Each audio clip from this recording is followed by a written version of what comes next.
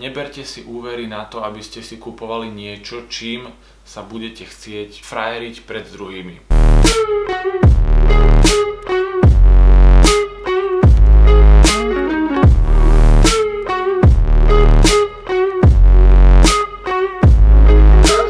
Ahojte milí odoberatelia môjho YouTube kanálu. Dneska som tu so zaujímavým videom na tému finančná gramotnosť, ako nastaviť rodinný rozpočet. Ako spravovať rodinné financie, ako ich nastaviť tak, aby celá rodina bola spokojná, aby tie financie vyšli. Je to zaujímavá téma a budem sa snažiť dneska povedať o nejakých možno konkrétnych typoch na základe toho, čo som odpozoroval logicky zo svojej rodiny a z nejakých okolitých ľudí okolo mňa a verím, že vám to pomôže. Veľmi dôležité body, o ktorých sa dneska budeme rozprávať, sú 4. Sú to výdavky, je to sporenie, je to investovanie a zadlženie. Toto sú všetko nejaké dôležité body alebo determinanty toho, na čo treba myslieť, keď si nastavujem rodinný rozpočet a nejakú tú rodinnú finančnú situáciu. A dneska si povieme takisto o tom, čo určite nerobiť a čo robiť, aby sme vedeli finančne výjsť, aby sme si mohli splniť finančné ciele a iné, na ktoré logicky treba peniaze. Začneme tým najdôležitejším a najťažším. Pozor na preúverovanie. Čo to znamená? Väčšina ľudí, možno mladých rodín, si zoberie hypotéku na dom alebo na byt, keď si ide stavať alebo kúpiť. Je to logické, lebo nie každý má proste po ruke 30, 50, 100, 200 tisíc a je to potrebné. Banka vie nastaviť tie podmienky tak, aby to človek z toho nejakého svojho príjmu vedel splácať a treba myslieť na to, že keď ja už chcem možno niečo ďalšie okrem hypotéky, treba si vždy spočítavať, a odporúčam to, spočítavať si všetky tie splátky, ktoré budem mať pri tom úvere ďalšom k tomu, čo už mám teraz.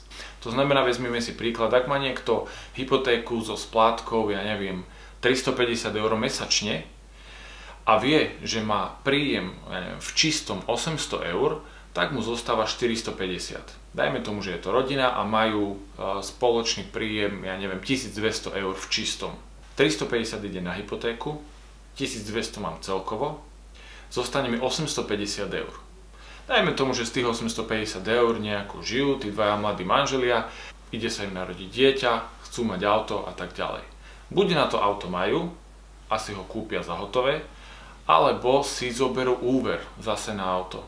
Ale tam treba vždy myslieť na to, koľko bude ten úver, koľko to pridá k tej splátke, ktorú už mám a koľko mi zostane.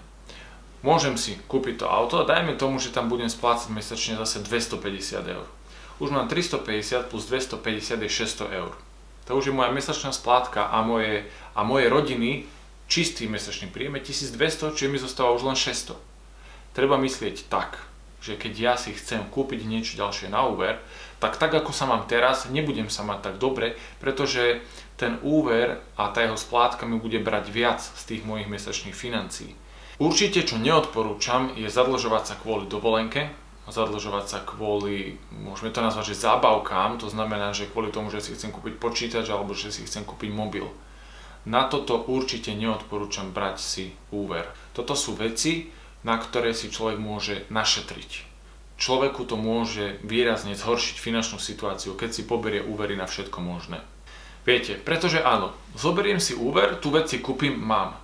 Ale tiež sa hovorí, dneska hojno, zajtra veľmi pravdivé nejaké príslovie, ktoré nám hovorí to, že človek, ktorý nemyslí na budúcnosť, ale myslí na to, čo chce mať teraz, tak v budúcnosti na to môže byť zle a môže dôjsť k tomu, že bude volať svojmu bratovi, svojej sestre, svojmu otcovi, svojej mame, že potrebujem požičať toľko a toľko peňazí, lebo nemám teraz.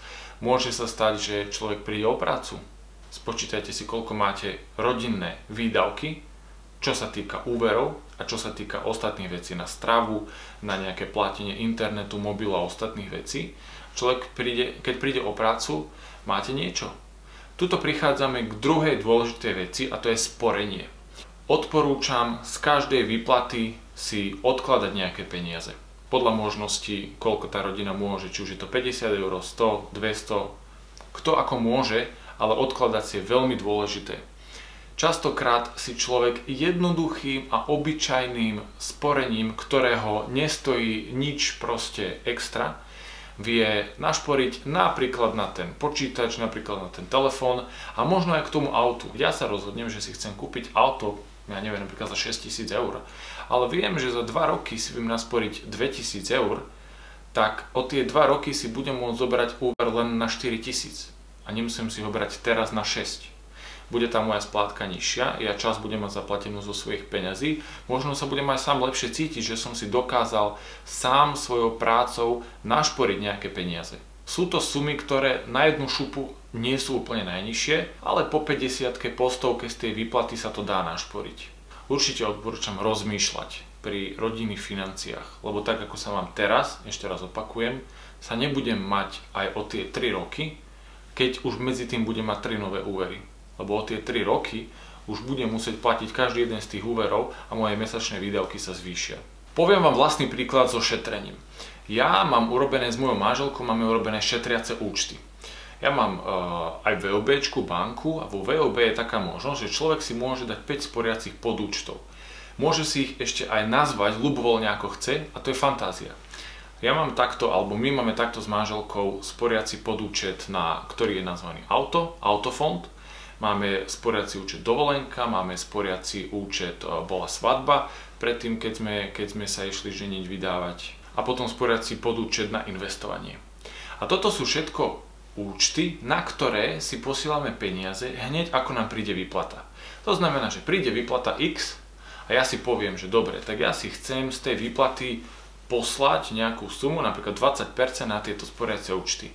Tak ja viem, že si teraz pošlem do autofondu. Autofond je ináč sporenie, kde si posielame peniaze práve na to, že keď sa stane niečo s autom, keď treba ísť s ním do servisu, keď treba vymeniť gumy a tak ďalej, tak aby sme mali nejaké peniaze pripravené na to, aby sme nemuseli teraz háňať, že z ktorej výplaty to zoberieme a tak ďalej, aby sme sa uskromnili.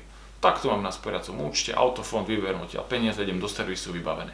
Príde mi výplata, pošlem si nejaké peniaze do autofondu, pošlem si peniaze nejaké na sporenie na dovolenku, pošlem si peniaze na investovanie a posielam si to hneď ako mi príde výplata. Čiže príde mi výplata, ja najprv šporím a investujem, až potom to, čo mi zostane, z toho žijem. Samozrejme z toho ešte musia nejaké zaplatiť výdavky a potom mi zostanú peniaze, z ktorých žijem. Ja to mám predtým samozrejme vypočítané, nie že ja si pošlem a že uvidím, čo mi zostane. Nie, ja viem presne, viem, koľko mi príde výplata, viem, koľko si pošlem tam, koľko mi odíde na výdavky, viem, koľko mi zostane. Možno aj toto, ak vás niečo takéto inšpiruje, ak si viete predstaviť takéto šporenie, môže to byť pomoc. Teraz prejdeme k tretiemu veľmi dôležitému bodu a to je bod, o ktorom je možno aj tento celý YouTube kanál a to je investovanie. Peniaze, ktoré si sporím, dokážem inak aj investovať. Pretože keď si našporím, ja neviem, ročne 700 eur, tak na konci toho roka mám tých istých 700 eur, ako som tam možno si odložil niekedy na začiatku, alebo teda postupne mesačne. Ale keď vy peniaze, ktoré si šporíte, aj investujete, dajme tomu, že dobre, že nejdeme to investovať teraz do akcií, ktoré sú možno volatilné a nejaké rizikovejšie v krátkom období, ale do niečoho konzervatívnejšieho a zarobí mi to len 3-4%, tak mám tie 3-4% kvázi zadarmo. Na investovanie tiež určite odporúčam myslieť. Stalo sa vám, že ste sa dostali k nejakým extra peniazom navyše, že ste dostali, ja neviem, 13. plát, alebo že ste vyhrali, alebo ste dostali nejaký dar od niekoho, alebo ste zdedili, máte 1000, 2000, 3000 alebo 5000. A viete, tiež sa hovorí také, že 1000 eur človek, ktorý možno nemá žiadne peniaze, tak si zoberie, ide si za ne kúpiť iPhone. A človek, ktorý vie rozmýšľať, má 1000 eur, sa snaží hľadať spôsoby, ako ich zhodnotiť na možno 10 000 eur.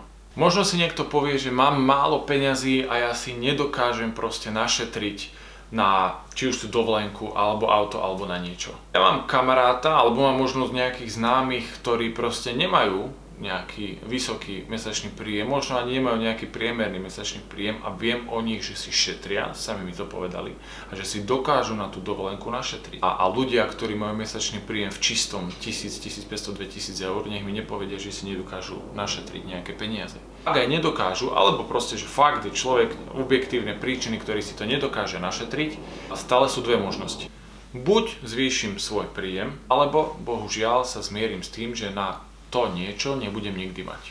Ja som človek, ktorý vám určite odporúča to, že zvýšte svoj príjem. Možnosti sú. Každý človek je v niečom dobrý a vie na tom začať makať tak, aby na tom nejakým spôsobom zarobil. Hovorím o biznise teraz. Samozrejme, jeden zo spôsobov je aj to, že si nájdem druhú prácu. Proste, keď človek chce mať viac, musí preto aj viac spraviť. Ďakujem veľmi pekne za sledovanie, to je všetko. Ak máte nejaké nápady, ako možno zlepšiť tiež svoju finančnú situáciu, ako riadiť svoj rozpočet rodinný, kľudne mi napíšte do komentárov, bude ma to takisto zaujímať, tiež sa veľmi rád niečo od vás naučím. A odporúčam vám takisto, pozrite si pod videom informácie o mne, dozviete sa viac o mojom investičnom svete a finančnom, o mojich aktivitách v tomto svete. Ak ešte neodoberáte tento kanál, tak prosím kliknite na odber, ak sa vám toto video páči a budem veľmi rád, ak toto video budete aj zdieľať. Ďakujem veľmi pekne, majte sa dobre, čaute.